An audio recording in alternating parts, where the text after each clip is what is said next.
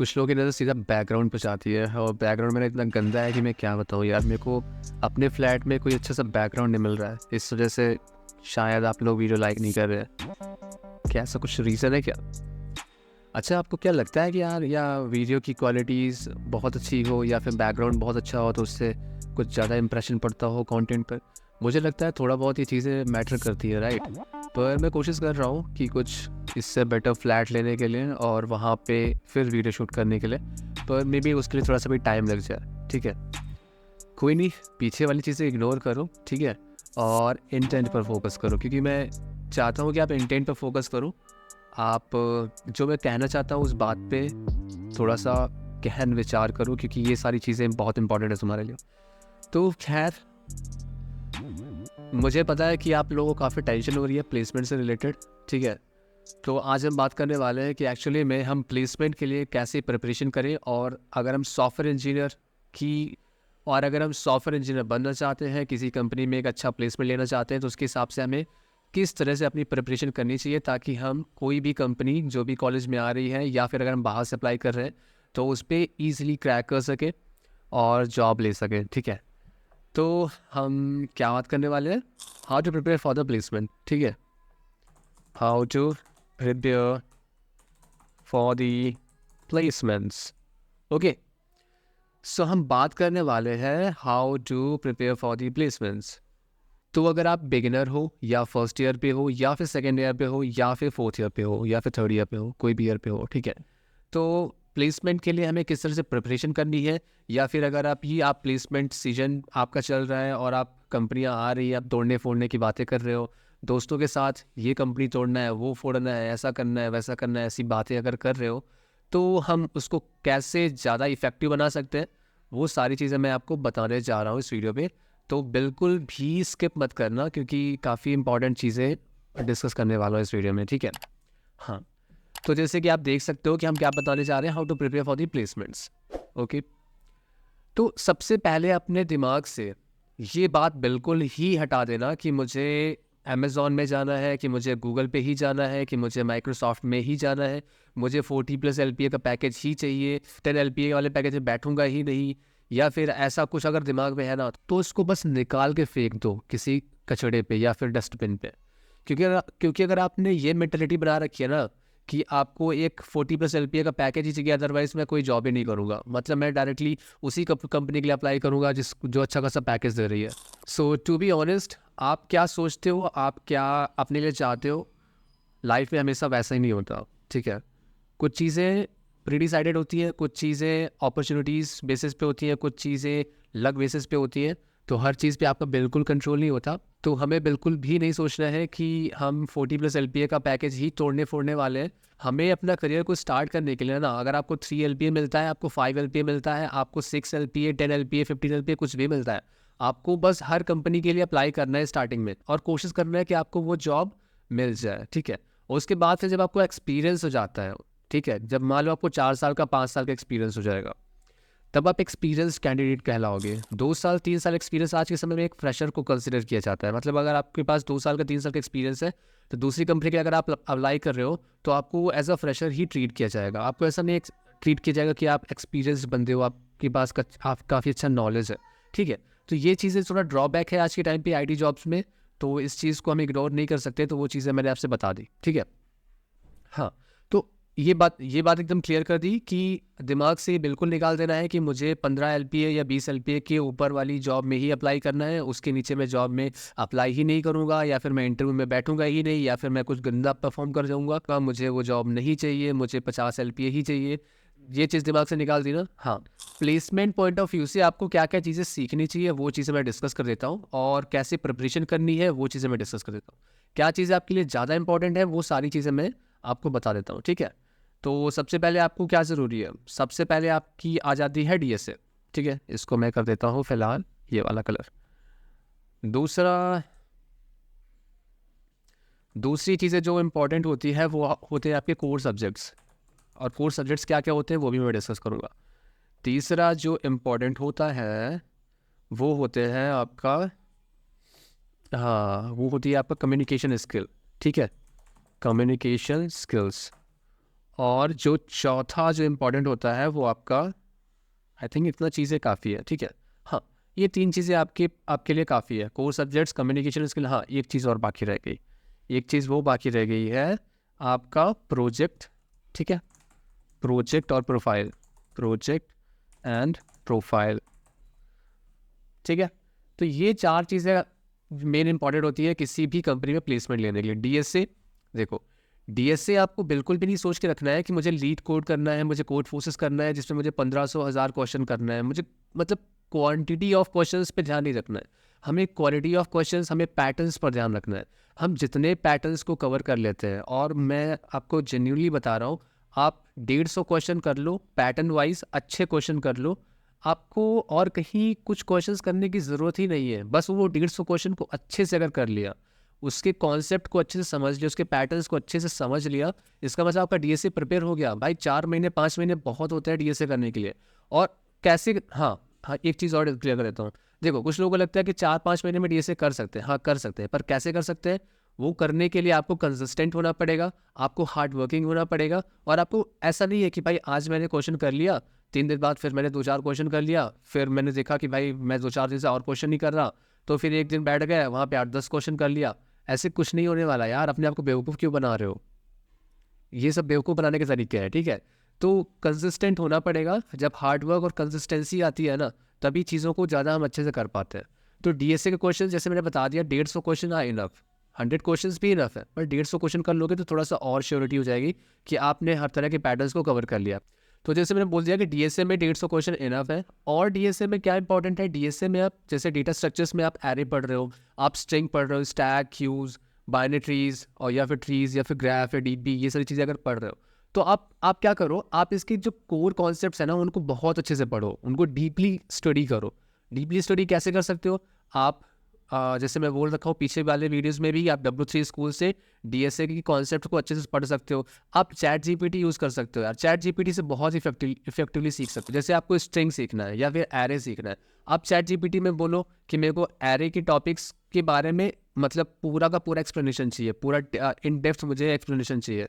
आपको वो पूरा का पूरा वहाँ से विद एग्जाम्पल्स, और जिस टाइप से आप बोलना चाहते हो, लाइक कि आपको एक मतलब कि आप एक न्यूबी हो, आप एक सिंपल लैंग्वेज में सीखते हो, आप उससे बोलो कि मुझे सिंपल लैंग्वेज में सिखाओ, तो सिंपल लैंग्वेज में आपको वो चीज़ें सिखा देगा, ठीक है। तो आपको सिर्फ बोलना, एक प्रॉम्प्ट राइटिंग स्किल भी होना बहुत ज़रूरी है। Prompt writing skill in the sense कि आप क्वेश्चन पूछते कैसे हो, ठीक है। एआई आपकी बहुत तरीके से हेल्प करता है, एआई आपकी पूरी प्रिपरेशन करा सकता है, पर आपको उसको यूज़ करना आना चाहिए ना। और एआई से रिलेटेड मैंने वीडियोस भी बना रखे हैं, उसमें बता रखा है कैसे आप एआई को यूज़ करके कोई चीज़ें सीख सकते हो, पर आप लोग देखते ही नहीं हो। मतलब मेन बात ये है ना, अगर आप उन चीज़ों को अच्छे से देखो, चीज़ों को समझो, प्रैक्टिस करो, तो कुछ भी कर सकते हो, ठीक है।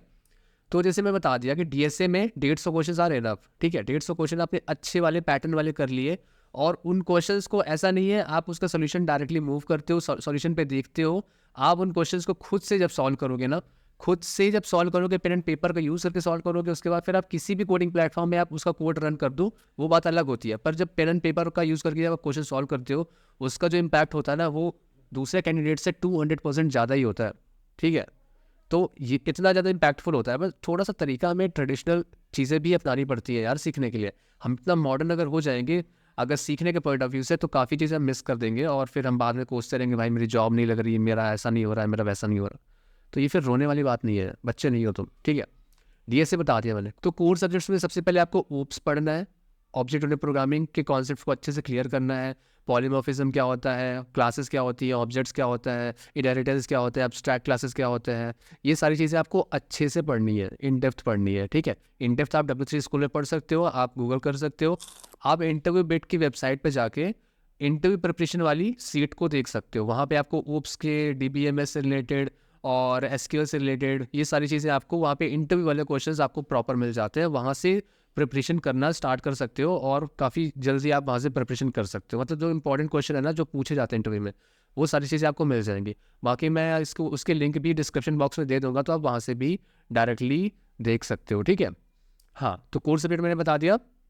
ओप्स पढ़ना है आपको, DBMS अच्छे से पढ़ना है आपको, SQL पढ़ना है। SQL में 50 क्वेश्चन जो लीड कोड के हैं वो क्वेश्चन अच्छे से कर लेना, मोर देन इनफ। उसके बाद आपको कंप्यूटर नेटवर्क्स के फंडामेंटल्स क्लियर कर लेना है। उसके लिए आप यूट्यूब पे कहीं से भी पढ़ सकते हो। कंप्यूटर नेटवर्क्स के फंडामेंटल्स में ज़्यादा टाइम नहीं देना, आप मुश्किल से 1 घंटे 2 घंटे में आप चीज़ें अच्छे से सीख सकते हो। और थोड़ा बहुत अगर नोट्स बना सकते हो तो वेल एंड गुड है। अदरवाइज़ आप इंटरव्यू बिट या फिर कहीं से भी PDF उसकी डाउनलोड करके उसको डेली बेसिस पे या फिर 2-2 3-3 दिन छोड़ के उसको रिवाइज कर सकते हो। दैट्स मोर देन एनफ, ठीक है।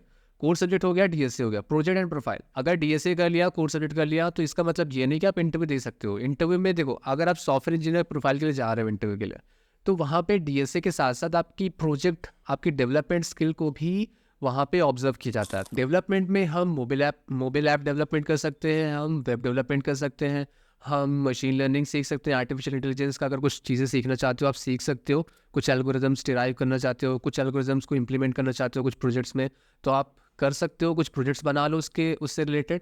लाइक अगर मैं सच में बताऊं कि अगर आपको अपने रिज्यूम में कुछ प्रोजेक्ट्स रखने हैं, आप 2 प्रोजेक्ट रखो, 2 या 3 प्रोजेक्ट रख सकते हो, ज़्यादा से ज़्यादा 3 प्रोजेक्ट, ठीक है। उससे ऊपर जाना नहीं है अभी स्टार्टिंग में, ठीक है। मोस्टली 3 प्रोजेक्ट रख लो। एक प्रोजेक्ट आप मशीन लर्निंग या ऐसा कुछ अगर इंप्लीमेंट करना चाहते हो तो उसका रख लो। एक आप रख सकते हो जावा डेवलपमेंट, एक आप रख सकते हो वेब डेवलपमेंट, ठीक है। जावा डेवलपमेंट में आप नॉर्मल कोई बैकएंड की ऐसा कुछ थोड़ा बहुत काम कर सकते हो, या आप फुल स्टैक एप्लीकेशन भी जावा में बना सकते हो। तो वो आप पे डिपेंड करता है कि अगर आपको टाइम मिलता है, आप चीज़ों को एक्सप्लोर करना चाहते हो, तो आप जावा में भी एक फुल स्टैक एप्लीकेशन बना सकते हो। बाकी आप वेब डेवलपमेंट या मोबाइल डेवलपमेंट में भी कोई एप्लीकेशन बना सकते हो, ठीक है। आप रिएक्ट नेटिव या फिर रिएक्ट का यूज़ करके कोई भी वेब एप्लीकेशन ईजिली बना सकते हो, और उससे कुछ फ्रेमवर्क्स यूज़ करके आप ईजिली काफ़ी अच्छा वेब एप्लीकेशन बना सकते हो। तो ये चीज़ें आपको करनी पड़ेंगी। अगर आप इंटरव्यू के लिए बैठना चाहते हो तो आपको DSA के साथ साथ कोर सब्जेक्ट के साथ साथ प्रोजेक्ट भी बनाना पड़ेगा।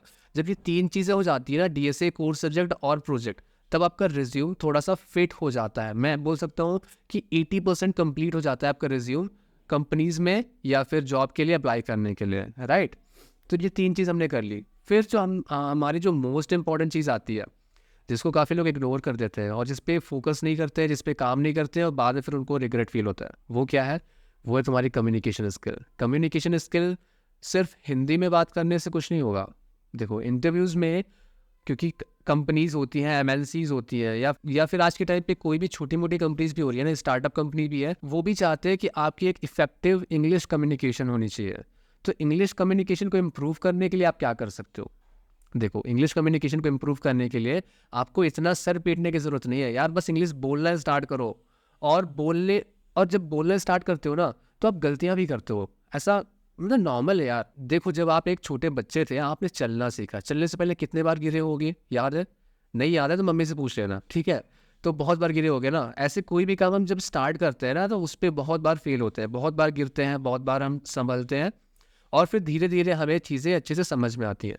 तो सेम काम होता है तुम्हारा इंग्लिश में भी। इंग्लिश में भी आप जब स्टार्ट करते हो बोलना, आपको थोड़ा सा अजीब लगेगा, आपको बोलने में वियर्ड लगेगा, आप अपनी बातों को अच्छे से कन्वे नहीं कर पाओगे, आप अपनी बातों को अच्छे से समझा नहीं पाओगे, ठीक है। तो उस चीज़ पे फोकस नहीं करना है, हमें फोकस करना है कि हाँ, हम थोड़ा बहुत इंग्लिश बोलेंगे। जैसे आप कॉलेज में एडमिशन लेते हो ना, आप दिमाग में ये बसा के रख लो कि सबसे ज़्यादा जो इम्पोर्टेंट चीज़ है ना लाइफ में तुम्हारे, और या फिर प्लेसमेंट में या फिर जॉब में या कहीं पे भी, वो है तुम्हारी इफेक्टिव कम्युनिकेशन स्किल। सब ये दिमाग में बैठा लेना, ये सबसे ज़्यादा इम्पॉर्टेंट है। और ये जो ऊपर की जो 3 चीज़ें हैं ना, ये तो मतलब एक तरीके से मैं बोल सकता हूँ कि वो इतना ज़्यादा इंपॉर्टेंट नहीं है जितना आपकी कम्युनिकेशन स्किल हो जाती है। कम्युनिकेशन स्किल की इंपॉर्टेंस का जो वेटेज है ना, वो बहुत ज़्यादा है। देखो, मैं भी कॉलेज में था, मैंने अपने बहुत सारे फ्रेंड्स को देखा, वो अच्छा खासा DSA में थे, अच्छा खासा प्रोजेक्ट बना के रखे। मेरे कुछ फ्रेंड्स की CP बहुत अच्छी थी, CP मतलब कॉम्पिटिटिव प्रोग्रामिंग। काफ़ी लोग उनमें से थे जो कॉन्टेक्स्ट में पार्टिसिपेट करते थे, काफ़ी लोगों की अच्छी रैंक भी आ रही थी, ठीक है। तो मैंने जो उनमें देखा, जो ऑब्जर्व किया ना, वो थी कम्युनिकेशन स्किल। मैं लास्ट तक उन लोगों का प्लेसमेंट नहीं हो रहा था just because of communication skill. उनका कम्युनिकेशन स्किल पुअर था। मतलब वो हिंदी में बात बहुत अच्छे से कर पाते थे, बट इंग्लिश में वो एकदम मतलब अपने आप को एक्सप्रेस ही नहीं कर पा रहे थे। और एक्सप्रेस जब तक नहीं कर पाओगे, तब तक सामने वाले इंटरव्यूअर को कैसे मालूम होगा कि आपके अंदर क्या नॉलेज है, आपके अंदर क्या स्किल सेट है, आप उसके लिए किस तरह से बेनिफिशियल हो सकते हो, आप उसकी कंपनी के लिए किस तरीके से फ़ायदेमंद हो सकते हो, और वो आपको क्यों हायर करे जब आप कुछ बोल ही नहीं पा रहे, कुछ तरीके से सही तरीके से अपने आप को रिप्रेजेंट ही नहीं कर पा रहे। तो इस वजह से कम्युनिकेशन स्किल बहुत ज़्यादा इंपॉर्टेंट हो जाती है, और उसको इम्प्रूव करने का सीधा सीधा एक तरीका है कि आप इंग्लिश बोलना स्टार्ट कर दो। भले ही आप गलत बोलो, कुछ भी बोलो, सही बोलो, बस स्टार्ट कर दो। देखो, कॉलेज में अगर आपकी गर्लफ्रेंड है, या फिर अगर मैं गर्ल से बात कर रहा हूँ, अगर आपका बॉयफ्रेंड है, तो आप उनसे ही थोड़ा बहुत बातें करना स्टार्ट करो। अपनी फैमिली से नहीं कर सकते, मैं समझता हूँ। कुछ फैमिलीज़ में क्योंकि मोस्टली सब अपने गाँव की लैंग्वेज में ही बात कर रहे होते हैं। मैं या फिर अगर आपका फ्रेंड सर्कल है, क्योंकि फ्रेंड सर्कल में लोग उतना मतलब बहुत ही लाइटली लेते हैं, ठीक है? मतलब मज़ाक-मज़ाक में ले लेते हैं, भाई तू तो इंग्लिश बोलेगा, हाँ तू जाके अकेले में इंग्लिश बोल। मतलब उनको मज़ा नहीं आता ना, क्योंकि वो एक अलग एनवायरनमेंट में जीना चाहते। तो कम्युनिकेशन स्किल को इम्प्रूव करने के लिए मैं कुछ तरीके बता देता हूँ। तो सबसे पहले जो तरीका है वो आपको बोलना स्टार्ट कर देना है। अगर आप बोलना स्टार्ट नहीं करते तो भाई मैं लिख के देता हूँ, आपकी कम्युनिकेशन स्किल कभी इंप्रूव नहीं होगी। तो आपको बोलना स्टार्ट करना है। आपको अगर कोई ना मिले ना, भाई खुद से बात कर, खुद से बात करो, खुद से भी काफ़ी चीज़ें हो जाती है। बाकी अगर आपको कोई फ्रेंड मिल जाता है, गर्लफ्रेंड मिल जाती है, बॉयफ्रेंड मिल जाता है, जो भी है, ठीक है, तो उससे थोड़े टाइम के लिए आप इंग्लिश में बात करना स्टार्ट करो। और सबसे जो अच्छा तरीका है, जो मैंने भी पर्सनली इम्प्लीमेंट किया है अपनी लाइफ में जब मैं कॉलेज पे था, वो था मॉक इंटरव्यूज़। मॉक इंटरव्यूज़ का मतलब ऐसा नहीं है कि वहाँ पे आपको कुछ अजीब सा करना है। आपको सिर्फ इतना करना है कि आपको पर डे या फिर 2 दिन में या 3 दिन में या वीकली बेसिस पे, जैसे भी आप टाइम निकाल पा रहे हो, आप एक गूगल मीट पे एक मीटिंग शेड्यूल करो, जिस पे आप 2 से 3 लोग फ्रेंड्स, 2 से 3 लोग मतलब आप रैंडम बंदों को भी ले सकते हो, क्योंकि जो अगर फ्रेंड होंगे ना, तो वहाँ पे थोड़ा सा मजाक वगैरह ज़्यादा क्रिएट हो सकता है। आप रैंडम बंदों को ले लो, 1-2 लड़कियाँ, 1-2 लड़के, मतलब मुश्किल से 4-5 लोग का ग्रुप बना सकते हो। उस पे आप पर्टिकुलर टॉपिक्स के बारे में डिस्कशन करो। आप डीएसए के कोई टॉपिक्स के बारे में डिस्कशन करो, लेट्स सपोज एरेज के बारे में डिस्कशन कर लो, कोई एल्गोरिथम के बारे में डिस्कशन कर लो, और वो इंग्लिश में होना चाहिए, ठीक है? इससे क्या होगा कि वो पर्टिकुलर चीज़ पे जब आप डिस्कशन करोगे ना, उस चीज़ के बारे में आपको बताना आएगा, उस चीज़ को डिस्क्राइब करना आएगा। प्रॉब्लम्स को कैसे हम एक्सप्लेन करते हैं, वो चीज़ें, वो स्किल डेवलप होगी। और ट्रस्ट मी गाइस, ये स्किल इतनी ज़्यादा इंपॉर्टेंट है ना, जब आप ये करते हो ना, आप विद इन मतलब मैं बोल सकता हूँ कि जैसे 7 से 8 अगर मॉक इंटरव्यूज़ आपने ऐसे कंडक्ट करा लिए, तो 7 से 8 मॉक इंटरव्यूज़ में ही आपको इतना कॉन्फिडेंस आ जाएगा कि यार मैं तो इंग्लिश बोल सकता हूँ यार, मेरे को तो कोई प्रॉब्लम ही नहीं हो रही है। बाकी अगर आप रेगुलरली करते जाते हो ना, तो आप इंटरव्यू आते-आते इतना फ्लुएंट हो चुके होगे कि आपको मतलब कम्युनिकेशन स्किल नाम का जो डर है ना, वो हमेशा के लिए चला जाएगा। बाकी अगर आप सोचो कि मैं बुक्स पढ़ लूँ, कम्युनिकेशन स्किल के लिए स्पीकिंग कोर्स कर लूँ, तो ये सब बेकार की बात है। और इन चीज़ों ने मतलब इंडिया में तो बहुत लोगों को ठग रखा है, ठीक है? स्टार्टिंग से ही लोग ठग दिए हैं इंग्लिश सिखाने के चक्कर में। तो उस चीज़ में नहीं जाना हमें। हमें बोलना स्टार्ट करना है, हमें प्रैक्टिस करनी है, ठीक है? प्रैक्टिस इन द सेंस हमें मॉक इंटरव्यूज़ करने हैं, हमें मॉक करने हैं, हमें दोस्तों के साथ बातें करनी है, किसी पर्टिकुलर टॉपिक पे चर्चा करनी है, तब चीज़ें ज़्यादा बेहतर होंगी। हाँ, तो ये चीज़ें हो गई, DSA, core subject, project and profile, communication skill, ये 4 चीज़ें हो गई। ये 4 चीज़ें इतनी इंपॉर्टेंट है कि अगर इन चीज़ों पे तुमने अगर अच्छे से काम कर लिया, आप किसी भी कंपनी में जा सकते हो। और फिर से कह रहा हूँ, ये चीज़ दिमाग से बिल्कुल निकाल देना कि भाई मेरे को 40 एलपीए का पैकेज ही चाहिए। आज के टाइम पे 3 लाख 4 लाख वाली जॉब भी लोगों को नहीं मिल पा रही है।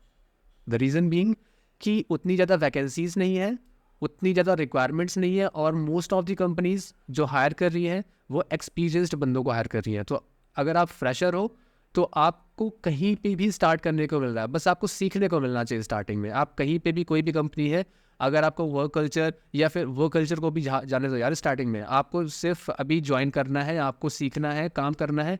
आप अगर उस काम से सेटिस्फाइड नहीं हो, आप काम के साथ साथ दूसरी जगह देख सकते हो, ट्राई करते रहो, ठीक है? अपने लिंक्डइन प्रोफाइल पे कनेक्शंस बिल्डअप करते रहो, लोगों से बात करते रहो, ठीक है? अलग अलग कंपनीज़ में जो एचआर्स हैं, टैलेंट एक्विजिशंस हैं, या फिर सॉफ्टवेयर इंजीनियर्स हैं, उनसे कनेक्शंस बिल्डअप करते रहो।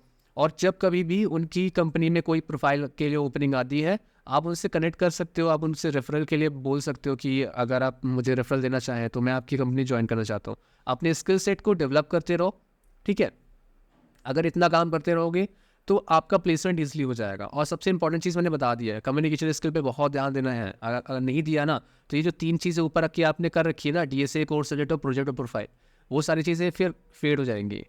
मतलब उतना इंप्रेशन नहीं क्रिएट होगा जब तक आपके अंदर एक इफेक्टिव कम्युनिकेशन स्किल नहीं है, ठीक है? तो ये चीज़ें इंपॉर्टेंट हैं। बाकी कुछ चीज़ें और इंपॉर्टेंट है, जैसे मैं बता देता हूँ। हाँ, जब ये चीज़ें आप कर लेते हो ना, तो जॉब के लिए आपको एक ईटीएस फ्रेंडली रिज्यूम बनाना होता है। ईटीएस फ्रेंडली मतलब ऑटोमेटिक ट्रैकिंग सिस्टम होता है। आज के टाइम पे कंपनीज लोग अप्लाई करते हैं, जहाँ पर वो आपके रिज्यूम को शॉर्ट लिस्ट करते हैं बेस्ड ऑन कुछ क्राइटेरियाज, कुछ रूल्स एंड प्रोटोकॉल्स होता है, जिसके अकॉर्डिंग अगर आपका रिज्यूम वो सारी चीज़ें फॉलो करता है, तो आपका रिज्यूम शॉर्ट लिस्ट होता है। वो तब आपका वो रिज्यूम किसी कंपनी में इंटरव्यू के लिए सिलेक्ट होता है, अदरवाइज नहीं होता है, ठीक है? तो ETS फ्रेंडली रिज्यूम कैसे बनाना है, कैसे काम करना है, उससे रिलेटेड मैंने ऑलरेडी वीडियो बना रखा है, तो आप जॉब एंड इंटरव्यूज़ प्रिपरेशन वाली प्लेलिस्ट पे देख सकते हो। वहाँ पे आपको ETS फ्रेंडली रिज्यूम बनाने के लिए मैंने सारी चीज़ें बता रखी है। पूरा स्टेप बाय स्टेप देखोगे ना, आप एक प्यारा सा रिज्यूम बना लोगे जो कि आपकी कंपनी, किसी भी कंपनी में अप्लाई करने के लिए परफेक्ट है। ठीक है। हाँ, तो कुछ और इंपॉर्टेंट चीज़ें हैं। जब आप किसी कंपनी के लिए अप्लाई करते हो ना, स्टार्टिंग में जैसे लेट्स सपोज कि आप एक कैंपस प्लेसमेंट के लिए बैठे हो, ठीक है, आपकी कॉलेज में कंपनी आ रही है, तो स्टार्टिंग में असेसमेंट टेस्ट होता है। असेसमेंट टेस्ट में आपके क्वांट से रिलेटेड, रीजनिंग से रिलेटेड या इंग्लिश और बहुत सारी चीज़ें मिक्सअप करके असेसमेंट क्वेश्चंस पूछते हैं, मतलब असेसमेंट टेस्ट होता है आपका। वो असेसमेंट टेस्ट जब क्लियर करते हो तभी जाके आपको आगे इंटरव्यू के लिए मतलब बुलाते हैं। लाइक आपका कोई कोडिंग राउंड इंटरव्यू होगा, फिर आपका HR राउंड होगा, वो सारी चीज़ें होती हैं। देखो, जब भी आपके कॉलेज में आपको पता चलेगा ना कि अब प्लेसमेंट सीजन स्टार्ट होने वाला है और अब 1 महीने या 15 दिन बाद कंपनी आने वाली है, तो आप क्या करो, आप जस्ट 15 दिन पहले तो आप थोड़ा सा वर्बल, नॉन वर्बल और क्वांटिटेटिव रीजनिंग पे थोड़ा सा फोकस करना। उससे रिलेटेड कुछ चीज़ें क्लियर कर लेना, यूट्यूब से कहीं पे भी रीजनिंग से रिलेटेड चीज़ें, टॉपिक यूट्यूब या फिर कहीं से भी रीजनिंग से रिलेटेड चीज़ें देख लेना। आपको थोड़ा सा आइडिया लग जाएगा कि उनको क्वेश्चन को कैसे टैकल करना होता है। और बाकी आपको एक सीक्रेट बता देता हूँ, ठीक है। देखो, असेसमेंट टेस्ट जो होता है ना, उस पर मोस्ट ऑफ दी लोग चीटिंग करते हैं, तो चीटिंग करने के लिए थोड़ा सा व्यवस्था बना रखना, क्योंकि जब आप कंपनियाँ आती है ना, तो स्टार्टिंग में असेसमेंट टेस्ट में ऐसे क्वेश्चंस पूछ रखे होते हैं ना कि स्टार्टिंग में आपके पास टाइम कम होता है, और आप अगर थोड़ा सा चीटिंग नहीं करते हैं ना, तो उसको क्लियर करना ज़्यादा मुश्किल हो जाता है। और मैंने देखा है कॉलेज में हर बंदा चीटिंग कर रहा होता है असेसमेंट टेस्ट में, ठीक है। तो असेसमेंट टेस्ट के टाइम पे चीटिंग करना कंपलसरी हो जाता है अदरवाइज, क्योंकि इतने ज़्यादा बल्क में बंदे होते हैं ना, बल्क में स्टूडेंट होते हैं ना, तो वहाँ पे आपके सिलेक्शन के चांसेस बहुत कम हो जाते हैं। तो चीटिंग इन द सेंस, आप 4-5 लोग ग्रुप बना के जब भी कोई असेसमेंट टेस्ट देने जाओ ना, 4-5 लोग अपने दोस्त मिलकर एक ग्रुप में बैठो और फिर आप मस्त उसको असेसमेंट टेस्ट को क्लियर कर सकते हो। क्योंकि वहाँ पे जब ग्रुप में काम करोगे ना, 8-10 क्वेश्चन मैंने किए, 8-10 क्वेश्चन उसने किए, 8-10 क्वेश्चन उसने किए, 3-4 लोगों ने मिलकर 8-10 क्वेश्चन कर लिए, एक दूसरे को शेयर कर दिया, भाई आपका असेसमेंट टेस्ट क्लियर हो जाएगा। उस पर देखो, असेसमेंट टेस्ट पे आपकी बेसिक इंग्लिश से रिलेटेड भी कुछ क्वेश्चन हो सकते हैं, आपके रीजनिंग से रिलेटेड भी हो सकते हैं, आपकी मैथमेटिक्स से रिलेटेड भी हो सकते हैं, आपको कोडिंग से रिलेटेड भी देते हैं। तो असेसमेंट टेस्ट में एक्चुअली खिचड़ी पका के रखते हैं, ठीक है। तो खिचड़ी को थोड़ा सा अच्छे से खाने के लिए ना, हमें थोड़ा बहुत चीटिंग करनी पड़ती है। और मैं जनरली इस प्लेटफॉर्म पे बोल रहा हूँ क्योंकि पता होना चाहिए सबको होता क्या है एक्चुअली में, सबको पता है पर बोलते नहीं है, ठीक है। तो मैंने आपको बोल दिया ये चीज़ें होती हैं और ये चीज़ों के लिए आपको प्रिपेयर होना पड़ेगा, ठीक है। असेसमेंट टेस्ट जब क्लियर कर लेते हो ना, तब आपके कोडिंग राउंड्स होते हैं। कुछ कंपनीज में 1-2 कोडिंग राउंड ही होते हैं, फिर HR राउंड हो जाता है। कुछ में होते हैं 3-3, 4-4 कोडिंग राउंड होते हैं, उसके बाद HR राउंड होता है। तो कोडिंग राउंड में ही आपसे DSA क्वेश्चन पूछते हैं, आपके प्रोजेक्ट के बारे में पूछा जाता है, आपसे कोर सब्जेक्ट के बारे में पूछा जाता है, जैसे आपके ऊप्स के कॉन्सेप्ट पूछ लिया, DBMS पूछ लिया, SQL पूछ लिया, कंप्यूटर नेटवर्क पूछ लिया। ये सारी चीज़ें कोडिंग राउंड में ही पूछी जाती है। और HR राउंड में बेसिकली आपसे कुछ लॉजिकल या रीजनिंग या पजल से रिलेटेड कुछ क्वेश्चन पूछ लेते हैं। कभी कभी आपसे कोडिंग से रिलेटेड भी वो क्वेश्चन पूछ लेते हैं, 1-2 क्वेश्चन कोडिंग का पूछ लिया, 1-2 रीजनिंग का पूछ लिया, लॉजिकल रीजनिंग या कुछ ऐसे नॉर्मल कुछ क्वेश्चन पूछ लेता है, ठीक है, सिचुएशन बेस्ड क्वेश्चन। बाकी आपसे थोड़ा बहुत डिस्कशन करता है प्रोजेक्ट से रिलेटेड, काम से रिलेटेड, और थोड़े बहुत मनगढ़ंत कहानियाँ आपसे रचते हैं। और बाकी सैलरी नेगोशिएशन, वो सारी चीज़ें होती हैं एट लास्ट, और बाद में आपका सिलेक्शन हो जाता है और आपके बल्ले बल्ले हो जाते हैं, ठीक है। तो ये चीज़ें होती है। तो इन चीज़ों पे अगर आप अच्छे से फोकस कर लेते हो, तो आप कोई भी कंपनी बहुत ही आसानी से तोड़ सकते हो, उसको फोड़ सकते हो, उसको मरोड़ सकते हो, ठीक है। बाकी अगर फिर भी अगर आपके दिमाग में कोई डाउट है कि भाई प्लेसमेंट के लिए प्रिपरेशन कैसे करना है, कैसे चीज़ें करनी है, सारी चीज़ें मेरे से पूछ सकते हो कमेंट सेक्शन में, मैं क्लियर कर दूंगा। कोर्स सब्जेक्ट जैसे मैंने बता रखा है, आप कहीं से भी पढ़ सकते हो यार। अपने कॉलेज में चीज़ें पढ़ रहे हो, कॉलेज में थोड़ा बहुत नोट्स प्रिपेयर कर ही रहे होगे, वहाँ से पढ़ सकते हो, आप यूट्यूब से पढ़ सकते हो। अगर चाहते हो कि मैं कुछ एक्सप्लेन करूँ, तो मैं भी आपको चीज़ें क्लियर कर सकता हूँ। बाकी आप ChatGPT से चीज़ें ज़्यादा अच्छे से पढ़ सकते हो, वहाँ पे आप अपनी लैंग्वेज में जिस टाइप से अपना आप सीख सकते हो, आप समझ सकते हो, उस टाइप से वहाँ से चीज़ें सीख सकते हो। बाकी इंटरव्यू बेड है, हमारा GFG है, W3 स्कूल है, ये इन प्लेटफॉर्म को थोड़ा एक्सप्लोर करो, आपको जानने को मिलेगा कि क्या क्या चीज़ें हैं यहाँ पे। बाकी कोडिंग, DSA को साथ में लेके ही चलना है, आपको DSA को छोड़ना नहीं है। हर दिन चाहे एक क्वेश्चन करो, पर DSA का 1 क्वेश्चन 2 क्वेश्चन बनाने ही बनाने हैं। आप कोर सब्जेक्ट पढ़ रहे हो, फिर भी आपको DSA पढ़ना पड़ेगा। आप प्रोजेक्ट बना रहे हो, वेब डेवलपमेंट सीख रहे हो, अब फिर भी आपको थोड़ा बहुत DSA के लिए टाइम देना पड़ेगा। तो DSA एक ऐसी चीज़ है ना जिसको आप छोड़ नहीं सकते जब तक आपका सिलेक्शन किसी कंपनी में नहीं हो जाता। इवन लोग कहते हैं कि कंपनी में हो भी जाए सिलेक्शन, फिर भी DSA नहीं छोड़ना चाहिए, पर मैं कहता हूँ आप थोड़े टाइम के लिए छोड़ सकते हो यार। जब आप एक बार अच्छे से चीज़ सीख जाते हो ना, तो उसको दोबारा सीखने के लिए आपको उतना टाइम नहीं लगता, उतना एफर्ट नहीं लगता, आप इजीली बहुत ही जल्दी ग्रैब कर लेते हो, ठीक है। तो ये सारी चीज़ें हैं। कम्युनिकेशन स्किल ये बहुत ज़्यादा ध्यान देना, मैं फिर से बोल रहा हूँ, बहुत ज़्यादा इंपॉर्टेंट है, ठीक है। बाकी अगर मैं इस वीडियो में आपकी कोई हेल्प कर पाया हूँ तो वीडियो को लाइक करना, अपने दोस्त के साथ शेयर करना मत भूलना, ठीक है। बाकी प्लेलिस्ट चेक कर लेना, तो तुम्हारे काम की वीडियोस देख सकते हो वहाँ पे। कोडिंग 100 डेज कोडिंग चैलेंज को फॉलो कर सकते हो, वहाँ पे मैं पर डे एक क्वेश्चन कोडिंग से रिलेटेड डिस्कस करता हूँ और आपको करने के लिए कहता हूँ। अगर वो क्वेश्चन आप कर लेते हो तो आप कुछ ना कुछ नया सीख रहे होते हो, ठीक है। बाकी अगर काम चोरी कर रहे होते हो तो आप कुछ नहीं सीख रहे होते हो, ठीक है। तो ये चीज़ कॉमन सी है, देखो मेहनत करते हो तो चीज़ें आपके लिए मतलब कुछ ना कुछ नए नए दरवाजे खुलते रहते हैं आपकी लाइफ में, कुछ ना कुछ कुछ ना कुछ अपॉर्चुनिटीज़ आपको मिलती रहती है। पर जहाँ पे आप मेहनत करना स्टॉप कर देते हो ना, वहाँ से आपके लिए सारी चीज़ें बंद होनी स्टार्ट हो जाती हैं। तो मेहनत करना तो बहुत ज़रूरी हो जाता है भाई, ठीक है। बाकी मिलता हूँ आपसे नेक्स्ट वीडियो में। Till then keep learning, keep exploring and keep smiling. बाकी कोई और क्वेश्चन हो ना कमेंट सेक्शन में पूछ लेना, मैं बताऊँगा ज़रूर, ठीक है। बाय।